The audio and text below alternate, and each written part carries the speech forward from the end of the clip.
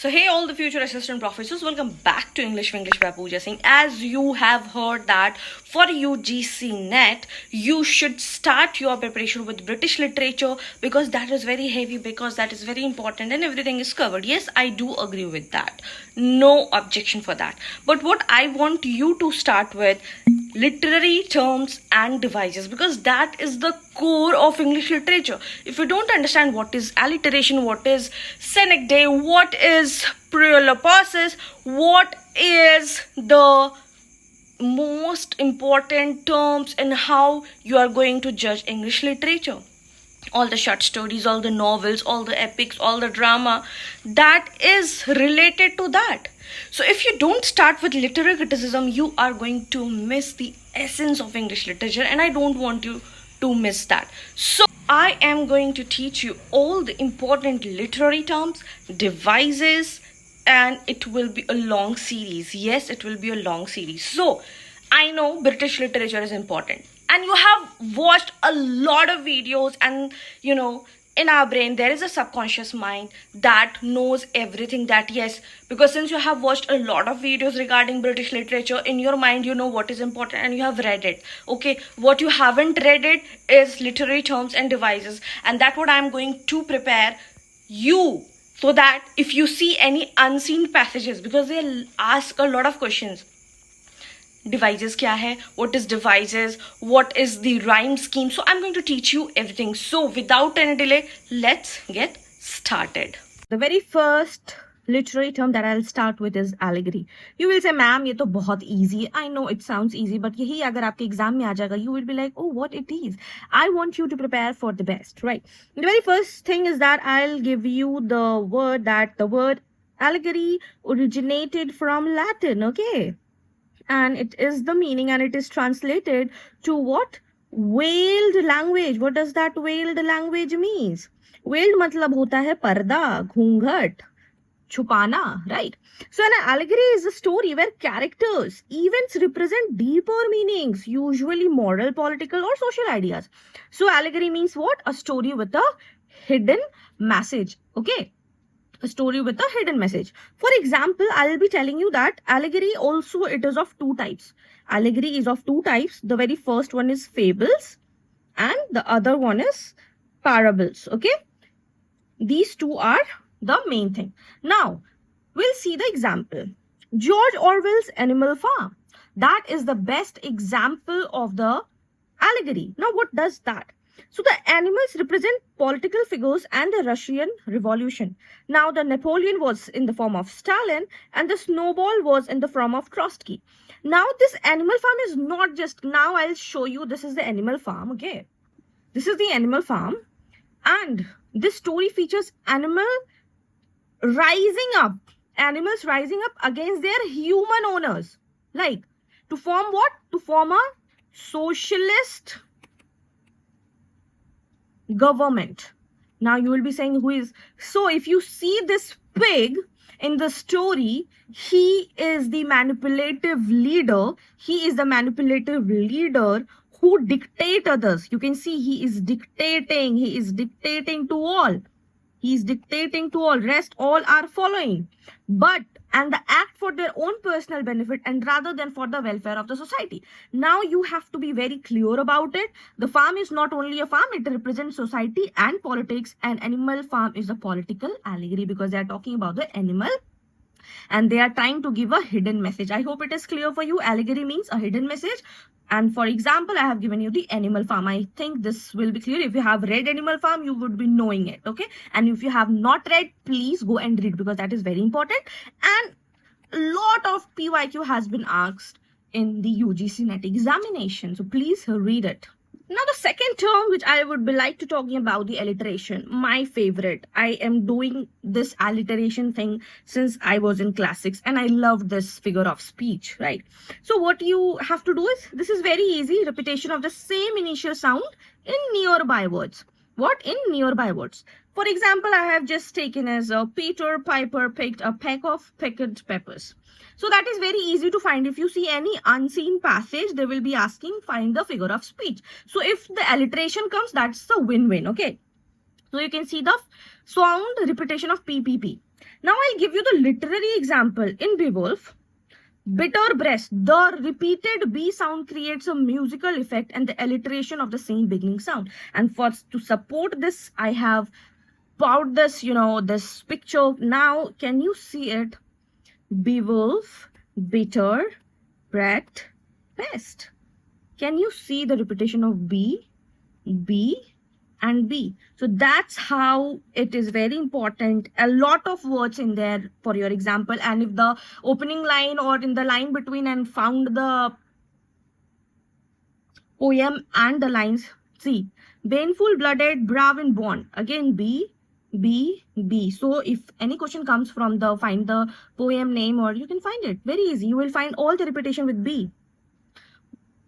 Broken being blood. Beowulf, bitter breast, bath.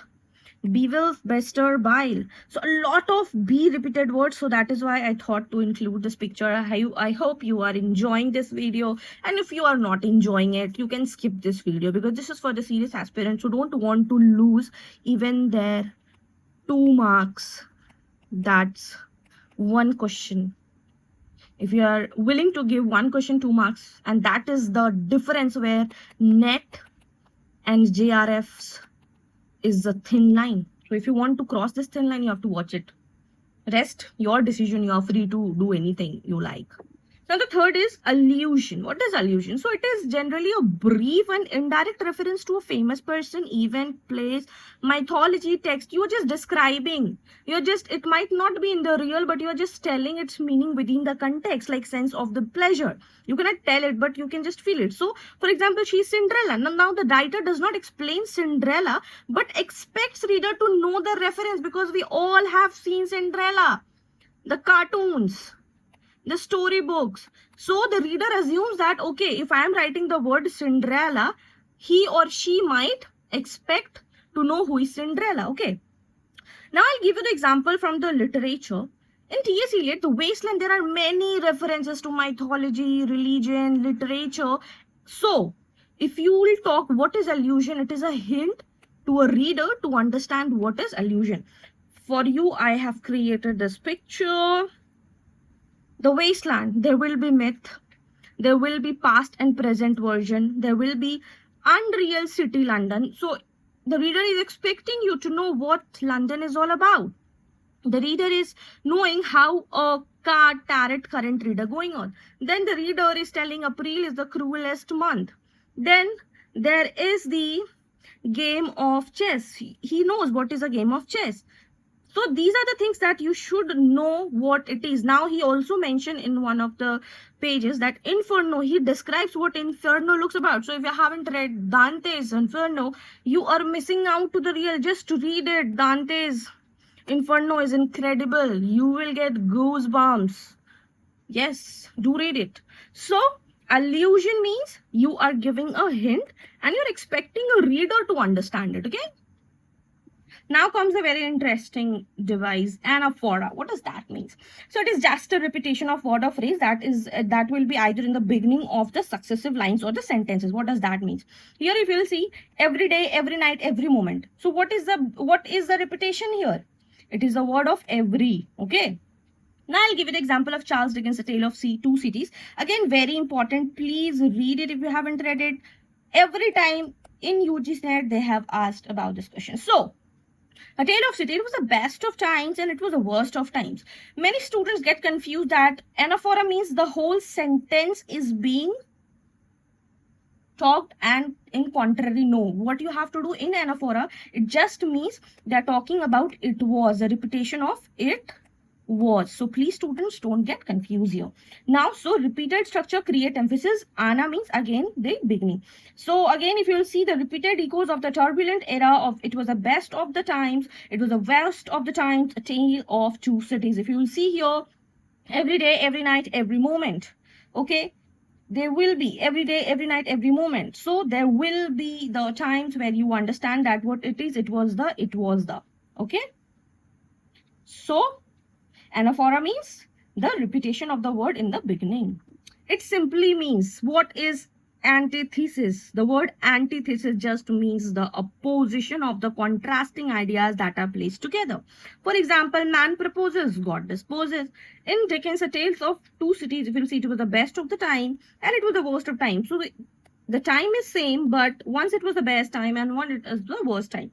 Now, if you say best versus worst again against the opposite idea. So again, that will be one example I'll give you from John Milton's Paradise Lost.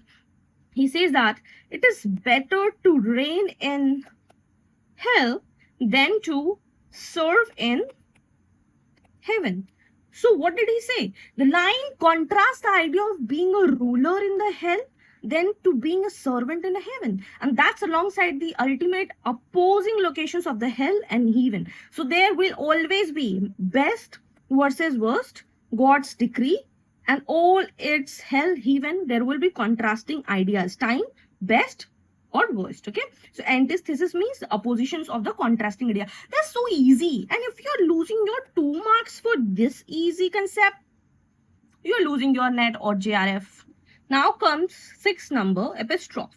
Now what is that apostrophe? When a speaker directly addresses about an absent person, dead person, or any abstract idea. When I'm talking about abstract idea, it can be anything. Okay. So for example, oh death, where is thy sting? For example, in Macbeth, Shakespeare talks about life's but a walking shadow. Macbeth speaks about the abstract idea. Now, can the life will be a walking shadow? Can life have a shadow? No. Talking to someone who cannot answer.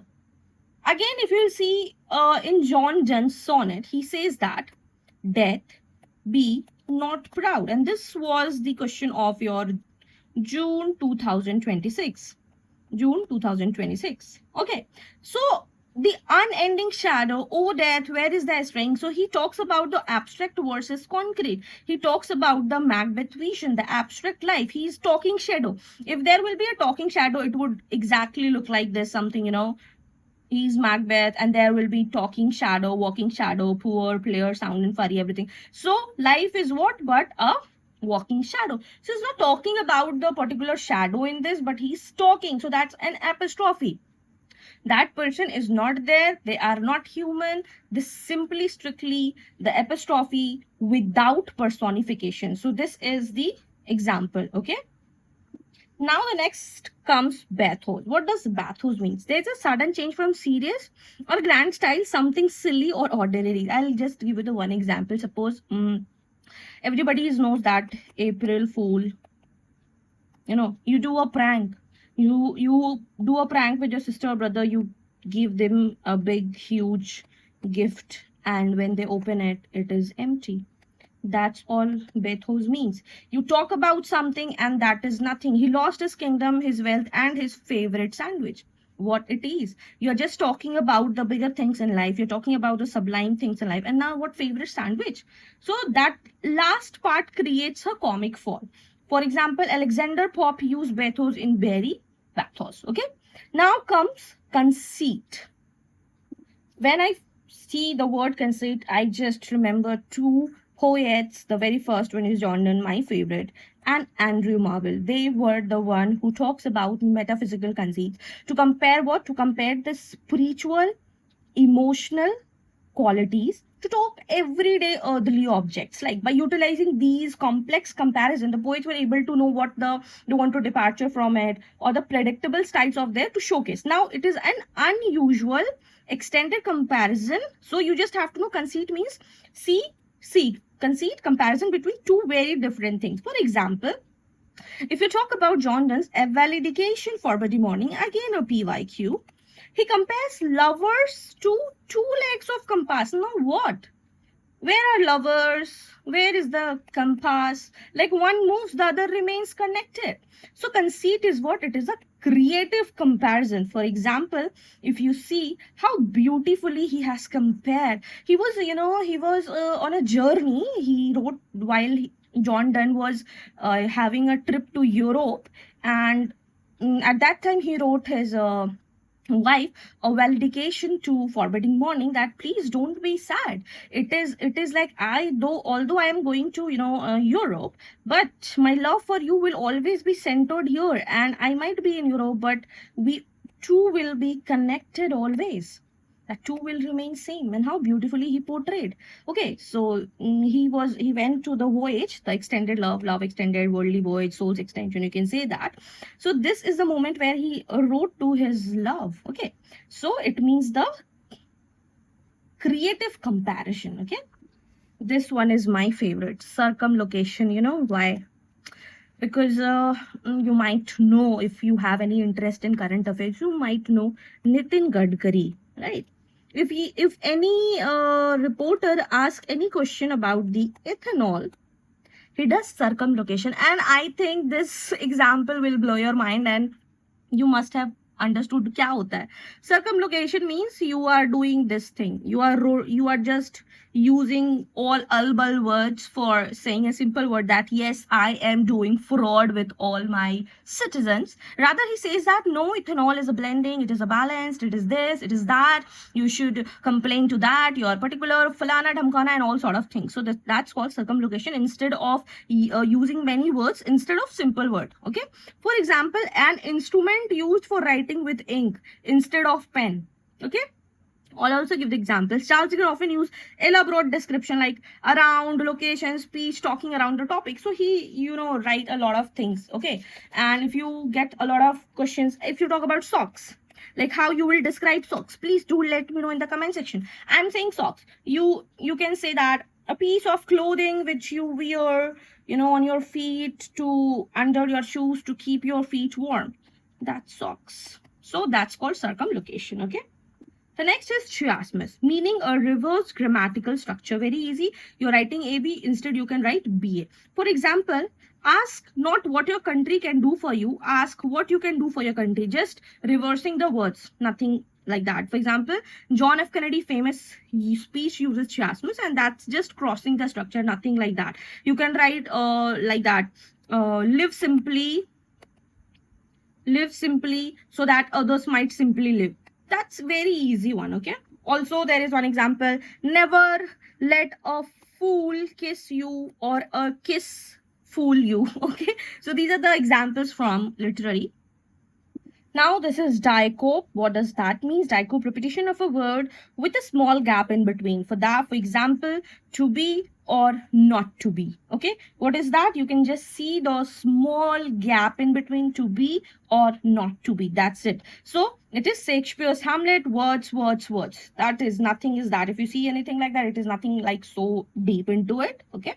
Then hyperbole, you must be aware of it, what it is. It is also known as what? It is also known as overstatement, like a literary device where a speaker purposefully exaggerate to a point that it is not meant to be taken literally. For example, it is extreme exertion for the use of emphasis. Like I have told you a million times. Can anyone say a million times? No, but it is just a hyperbole, just taking a humorous effect. For example, Shakespeare's Romeo and Juliet uses exaggerated expressions of love, hyper, extra. You just need to understand like that. For example, while a girlfriend and boyfriend start their relationship, they talk about, I am going to be, I'll take you forever. So that was the exaggeration. That means if you get to know, understand this, okay?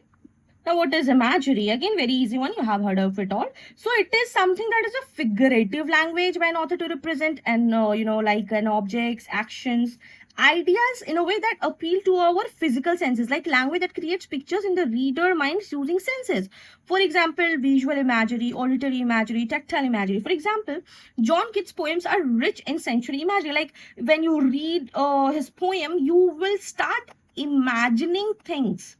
You will start create a picture of a beautiful girl. You will start think of a beautiful ode. You can start a scene. Okay.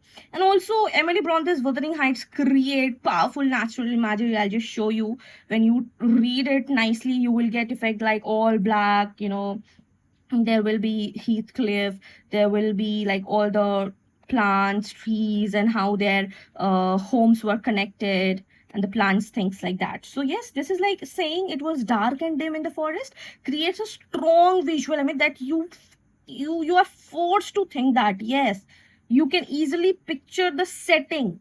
It is like you are easily getting that picture of the setting in your mind. If you say Heathcliff now whenever you will see the Wuthering Heights, this image will come in your mind. Okay, that is the thing. Like, if I'll give you one example of Robert Frost, like stopping by woods on a snowy evening, like how a wood can stop, but the reader is forcing you to think of it. So that's imagery. Any work that make you forced to think and you create an image, that's called imagery.